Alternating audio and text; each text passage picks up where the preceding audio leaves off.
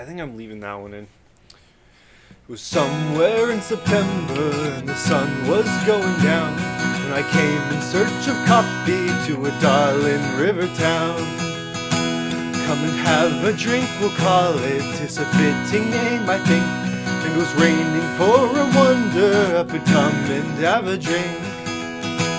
Underneath the pub veranda I was resting on a bunk when a stranger rose before me and he said that he was drunk.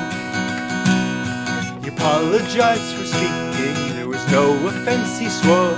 He somehow seemed to fancy that he'd seen my face before. He agreed you can't remember all the chaps you chanced to meet. He said his name was Sweeney, people lived on Sussex Street. He was camping in a stable that he swore that he was right, only for the blanky horses walking over him all night. He'd apparently been fighting, for his face was black and blue, and it looked as though the horses had been treading on him too. This genial twinkle in the eye that wasn't hurt seemed a hint of something better in spite of drinks and rags and dirt.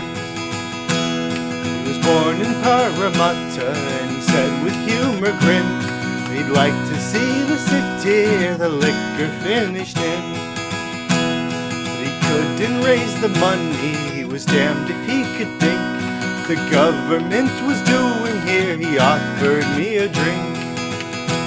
I declined with self-denial and I lectured him on booze, using all the hackneyed arguments that preachers mostly use. Things I'd heard in temperance lectures, I was young and rather green. I ended by referring to the man he might have been.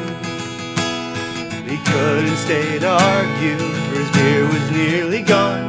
He was glad, he said, to meet me and he'd see me later on. Guess he'd have to go and get his bottle filled again.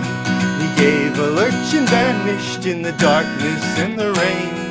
And of afternoons in cities when the rain is on the land, visions come to me of Sweeney with his bottle in